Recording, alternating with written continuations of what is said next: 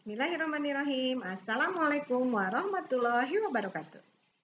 Kita bertemu lagi ya teman-teman dalam pembelajaran tema 2 Persatuan dalam Perbedaan. Subtema 2 bekerja sama mencapai tujuan. Baik teman-teman. Tema 2, subtema 2 pembelajaran ke-1. Muatannya adalah bahasa Indonesia. Menggali informasi penting dari buku sejarah menggunakan aspek apa, di mana, kapan, siapa, mengapa, dan bagaimana. Tujuannya adalah setelah membaca teks tentang perjuangan mempertahankan kemerdekaan Indonesia, siswa mampu mengidentifikasi ciri-ciri kalimat efektif pada teks tentang semangat persatuan. Kemudian muatan IPS, yaitu memahami makna proklamasi kemerdekaan, upaya mempertahankan kemerdekaan, dan upaya mengembangkan kehidupan kebangsaan yang sejahtera. Tujuannya adalah setelah membaca teks dan menggali informasi dari berbagai sumber, siswa mampu mempresentasikan contoh upaya mempertahankan kemerdekaan melalui peta pikiran.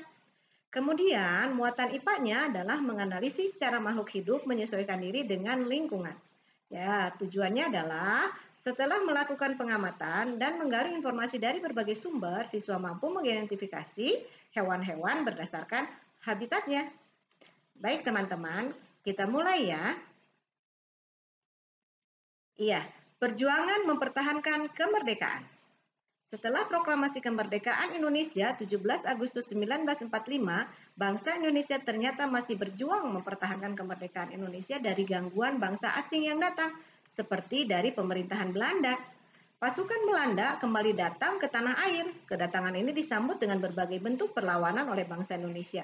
Sehingga sejak tahun 1945 sampai 1950 telah terjadi berbagai macam pertempuran di berbagai daerah antara pihak Indonesia dengan pihak Belanda yang dibantu oleh pasukan Inggris. Ini teman-teman ya, dahulu kita berjuangnya seperti ini.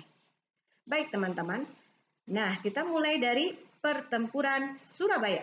Pada tanggal 25 Oktober 1945, tentara sekutu yang dipimpin oleh Brigadir Jenderal Malabi tanggal 27 sampai 30 Oktober 1945 terjadi kontak senjata antara para pemuda Indonesia dengan pasukan Inggris. Dalam pertempuran ini, pasukan Inggris dapat dipukul mundur. Bahkan puncak dari pertempuran tersebut adalah terbunuhnya pemimpin pasukan Inggris, Brigadir Jenderal Malabi itu. Nah, teman-teman, pada tanggal 9 November 1945, Inggris mengeluarkan ultimatum yang berisi semua pemimpin dan orang Indonesia yang bersenjata harus melapor dan meletakkan senjata di tempat yang ditentukan dan menyerahkan diri dengan mengangkat tangan. Namun, ultimatum tersebut ditolak oleh pihak Indonesia. Pada tanggal 10 November 1945 terjadi pertempuran yang sangat dahsyat. Pasukan Inggris menggempur Surabaya dari darat, laut, dan udara. Peristiwa 10 November ini diperingati sebagai Hari Pahlawan. Iya, betul sekali teman-teman yang kita peringati ya teman-teman. Nah teman-teman, diskusikan peta pikiranmu secara berpasangan. Halaman 45, ya seperti ini. Silahkan dikerjakan. Mudah bukan? Baik, kita lanjutkan ya teman-teman ke materi IPA. Apakah kamu pernah mengamati ayam, bebek, ikan, dan cecak? Iya, amati gambar berikut. Nah, ini dia. Apa ini teman-teman? Ayam, bebek, ikan, dan cecak. Nah, ciri-ciri hewan dan habitatnya. Teman-teman nanti tuliskan hasil diskusimu dalam diagram berikut ya. Ini ayam, ciri-ciri hewannya, ciri-ciri habitatnya. Sama ya, ini bebek, kemudian ada ikan dan cicak. Apakah terdapat hubungan antara ciri-ciri hewan dengan habitatnya?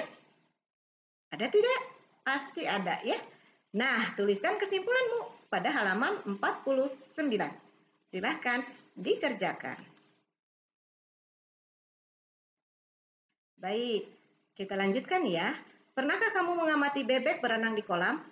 Mengapa bebek dapat berenang dengan baik ya? Coba. Iya, betul sekali ya teman-teman. Kita bacakan teks berikut ini ya. Bebek. Bebek memiliki ciri khusus yang disesuaikan dengan tempat tinggalnya. Bebek hidup di darat, namun untuk mencari makan, bebek biasanya berada di air.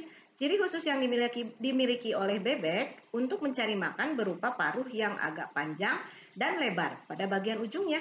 Bebek mencari makan di air, seperti kolam, sungai, sawah, atau danau yang dangkal. Bulu bebek dilapisi oleh minyak sehingga tidak basah jika terkena air.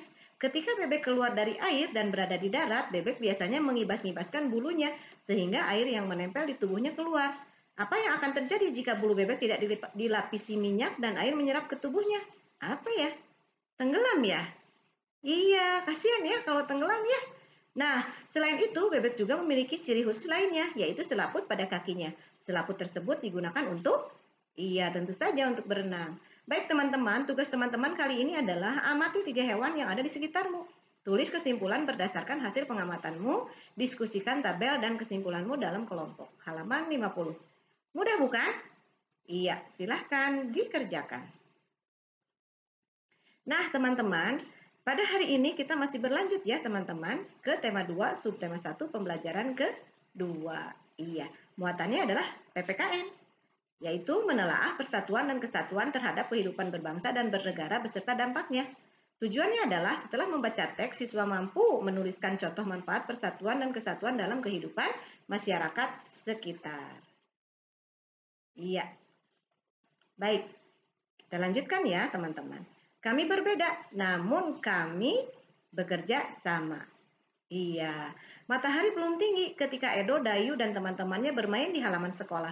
Ada yang bermain lompat karet, ada yang bermain petak jongkok, ada yang bermain congklak di kelas, di selasar kelas maksudnya ya, dan sebagian lagi ikut dalam permainan rangku alu. Nah, kemarin-kemarin sudah tahu ya teman-teman rangku alu? Edo, Dayu, Siti, Udin, Beni, dan Lani memilih ikut permainan rangku alu bersama beberapa teman lain. Mereka memang lebih suka dengan permainan olah tubuh di luar ruangan. Baru beberapa hari yang lalu, teman baru mereka, Yanes, yang memperkenalkan permainan ini. Yanes berasal dari Alor, Nusa Tenggara Timur. Permainan yang menggunakan tongkat bambu ini adalah permainan anak yang digemari di sana. Edo, Dayu, dan teman-teman di SD Nusantara senang sekali mengenal permainan baru ini. Seru dan menantang, kata mereka. Anak-anak di SD Nusantara justru gembira menyambutnya. Perbedaan warna kulit, adat kebiasaan, bahasa, atau agama tidak mereka anggap sebagai masalah. Semua akrab bermain bersama. Pernah sekali waktu, ketika Edo bercanda akrab dengan Siti dan Dayu, Hendra berkomentar, "Ih, Dayu, mau-maunya kamu bermain dengan Edo yang berkulit hitam. Nanti kulitmu yang putih tertular hitam loh," ejeknya. "Ah, aku tak pernah pusing dengan warna kulit. Tak pernah pusing dengan asal daerah. Aku dan Siti pun berbeda. Aku anak Bali, Siti anak Sumatera. Tetapi kami saling memahami. Pertemanan hanya butuh waktu untuk saling menyesuaikan. Aku pun butuh waktu untuk menyesuaikan diri denganmu, Hendra," balas Dayu dengan tenang. Hendra pun terdiam.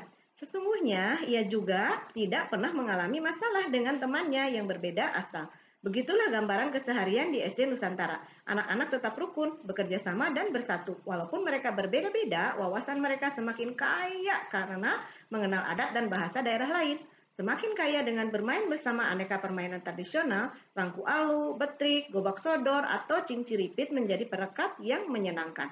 Baik teman-teman, teman-teman hanya tinggal menjawab pertanyaan berdasarkan teks yang sudah kita bacakan di halaman 53 dan 54. Iya, silahkan dikerjakan. Nah, teman-teman, selesai sudah pembelajaran hari ini. Terima kasih sudah memperhatikan. Jaga konsentrasi belajarmu, jaga pula vitalitas tubuhmu. Sampai ketemu lagi. Wassalamualaikum warahmatullahi wabarakatuh.